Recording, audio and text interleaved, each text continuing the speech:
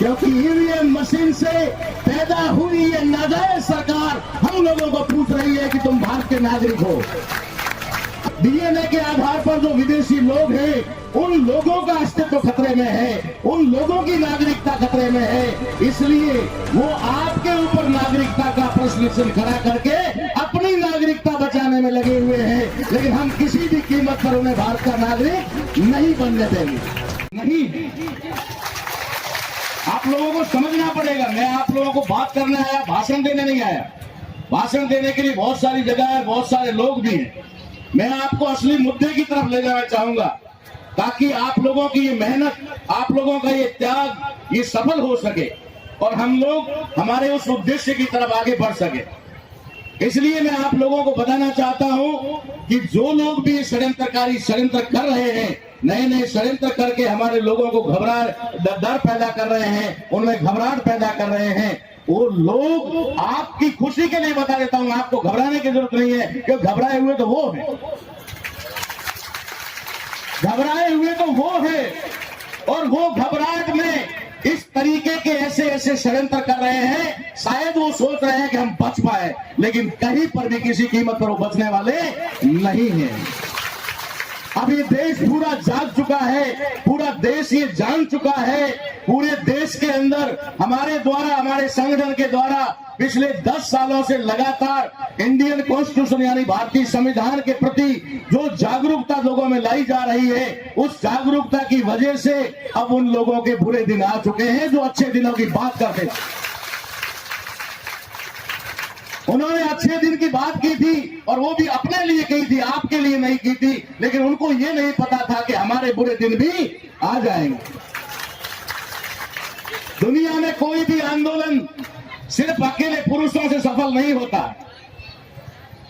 आंदोलन के अंदर, बदलाव के अंदर युवाओं की भूमिका होती है, लेकिन युवाओं से भी बढ़कर के भूमिका माताओं बहनों की होती है, महिलाओं की होती है। बाबा साहब अम्बेडकर ने ये कहा है कि किसी भी देश की तरक्की को इससे मत आंकने का वो अमीर कितना है, उसके पास साधन कितने हैं, उसका क्षेत्रफल कितना है। किसी भी देश की तरक्की को अगर आपको समझना है तो ये समझना है कि वहां की महिलाएं कितनी जागृत है।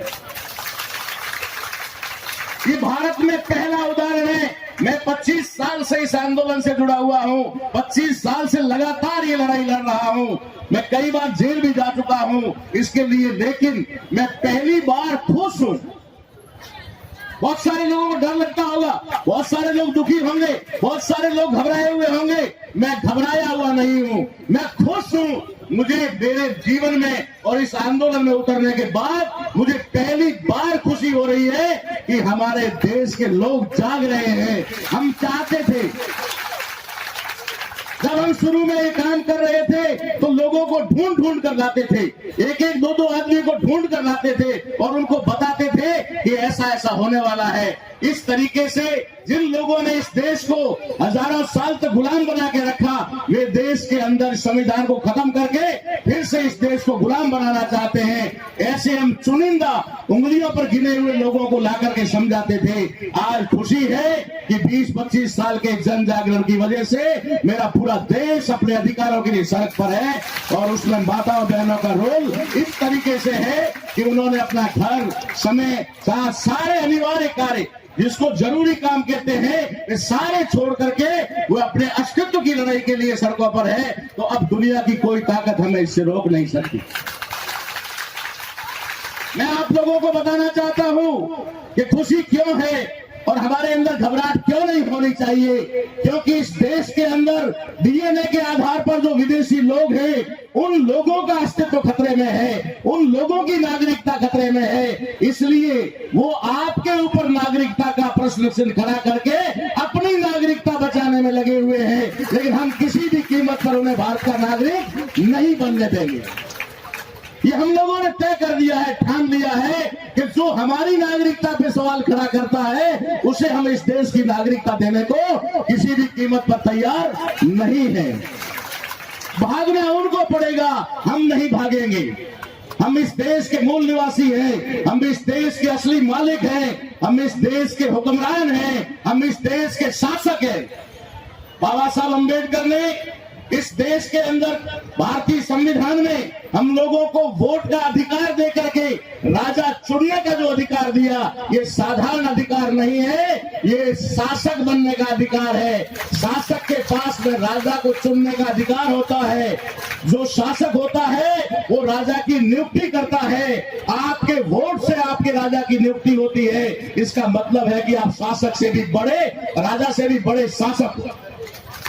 यू आर रूलर, आप रूलर हो और शासक है। उस शासक को सत्ता में हमने बिठाया है, हम रूलर है, हमने बिठाया है। जो 2 महीने 4 महीने पहले या 6 महीने पहले जिन लोगों के, जिन नागरिकों के वोट लेकर के सत्ता में पहुंचे हैं, वे वोट लेने के बाद पूछ रहे हैं कि क्या तुम इस देश के नागरिक हो? जिन नागरिकों के वोट से तुम सत्ता में बैठे हुए हो, उनको पूछते हुए तुम्हें शर्म नहीं आती? आधे घंटे में मैं तो ये कहना चाहूंगा कि कोई बड़ी बात नहीं है, ये सत्य बात है कि अगर कोई माँ अपनी औलाद से पूछे कि तेरे बाप का नाम बता, मैं उस औरत को, आज ये सवाल हमारे ऊपर खड़ा किया जा रहा है कि तुम भारत के नागरिक हो या नहीं हो, इसका तुम सबूत दो, इसके तुम कागज पेश करो। ये आप लोगों के लिए घबराहट पैदा करने का मामला है। अगर आप डर गए तो समझ लो मर गए। ये आखिरी अस्तित्व की लड़ाई है। इस आखिरी अस्तित्व की लड़ाई में अगर हम जीत गए तो दुनिया की कोई ताकत भारत के मूल निवासियों के ऊपर, इस नागरिकों पर दोबारा कोई आंख उठाने की हिम्मत नहीं करेगा। और इस लड़ाई में भी अगर हम विफल हो गए तो दोबारा हम कभी लड़ाई लड़ने के लायक नहीं रहेंगे। हमें बिल्कुल मोहताज बना दिया जाएगा, बिल्कुल लाचार बना दिया जाएगा, अपाहिज बना दिया जाएगा, शिक्षा से वंचित कर दिया जाएगा, हमें वोट के अधिकार से वंचित कर दिया जाएगा, जमीन जायदाद से वंचित कर दिया जाएगा। ऐसी स्थिति में हम कुछ करने लायक नहीं रहेंगे। इसलिए आपने जिन बच्चों को जन्म दिया है, आपने जिस जनरेशन को आगे बढ़ाने की कसम खाई है, उस जनरेशन को अगर आप बचाना चाहते हो तो अपने आप को मिटाने के लिए तैयार हो जाओ। अगर हम मिट भी जाएंगे तब भी हमारी संतान इस देश की हुक्मरान बनेगी, हमारे बच्चे इस देश पे राज करेंगे। और अगर हमने अपने आप को पीछे ले लिया, अगर हमने अपने आप को बचाने का काम किया तो आने वाली पीढ़ियां, आने वाली नस्लें हमें कभी माफ नहीं करेगी। कलकत्ता की इस धरती के ऊपर मुझे आने का मौका मिला है। मैं देश का संदेश लेके आया हूं। मेरा संगठन पूरे देश में है और पूरे देश में हमारे इस संगठन का समर्थन, इस के विरोध में पूरे देश में जो लोग भी उतरे हुए हैं एनआरसी के विरोध में, उन सब के साथ में है मेरा संगठन। हम लोग पूरी तैयारी के साथ लगे हुए हैं। हमारे पास में बुद्धि भी है, हुनर भी है, हमारे पास में ताकत भी है। अब दुश्मन को झुकने के अलावा कोई रास्ता नहीं है। उन्होंने बहुत सारे प्रयास कर लिए, उन्होंने बहुत षड्यंत्र कर दिए, ईवीएम मशीनों से सरकारें बना करके सरकार में पहुंच गए और वहां पर से अपनी मनमानी करना शुरू कर दिया। लेकिन अब वो भी होने वाला नहीं है। हम आने वाले इलेक्शन में किसी भी कीमत पर आने वाले इलेक्शन को ईवीएम मशीनों से नहीं होने देंगे। चाहे ईवीएम मशीन को तोड़ने के लिए हमारे किसी आदमी को जान भी देनी पड़े, वो जान दे करके भी ईवीएम मशीन को तोड़ेगा। ईवीएम मशीन बिल्कुल नहीं होगी, क्योंकि ईवीएम मशीन से पैदा हुई ये नाजायज सरकार हम लोगों को पूछ रही है कि तुम भारत के नागरिक हो। अरे पहले तुम बताओ कि तुम्हारी सरकार क्या जाहिद है? क्या तुम्हारी सरकार इन लोगों के वोट से बनी है? तुम्हारी सरकार ईवीएम की बदमाशी से बनी है। ईवीएम की बदमाशी से बनने वाली सरकार हमारे ऊपर सवाल कर रही है, हम पर प्रश्न चिन्ह कर रही है। ऐसे लोगों को हमें जवाब देना है। बहनों, भाइयों, आप लोगों को किसी भी कीमत पर डरने घबराने की जरूरत नहीं है।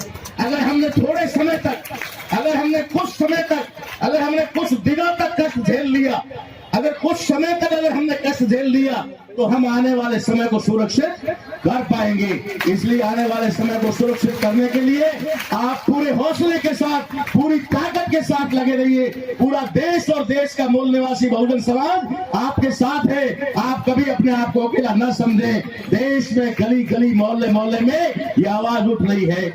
मैं लंबी बात करने के लिए नहीं आया यहाँ पर, मैं आपको सिर्फ ये बताने आया हूं कि पूरा देश आपके साथ खड़ा है। आप कहीं पर भी ऐसा ना समझें कि आप यहाँ पर सिर्फ जो है कलकत्ता के अंदर पार्क सर्कस मैदान में अकेले बैठे हुए नहीं है। पूरे देश के लोग सड़कों पर है। पूरे देश के मूल निवासी SC ST OBC और माइनॉरिटी के लोग आपके साथ में हैं। हमारे साथ में अमेरिका से आए हुए, USA से NRI फकीर चंद जी जो हमारे इंटरनेशनल कोऑर्डिनेटर भी हैं, ये हमेशा हमारे साथ में रह करके हमारी हौसला अफजाई भी करते रहते हैं। आज भी इन्होंने जो चल करके हम लोग कलकत्ता आए तो इन्होंने कहा कि हमारी बात भी आप अपनी तरफ से रख दीजिएगा।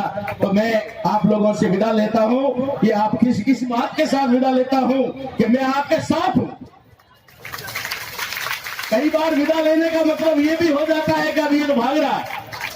मैं भागने वाला नहीं हूं, मैं हमेशा आपके साथ हूं। सिर्फ मुझे और भी हमारे भाइयों के साथ जाना है, इसलिए मैं आपसे थोड़ा सा जो है इजाजत चाहता हूं। धन्यवाद। जय भारत, जय संविधान।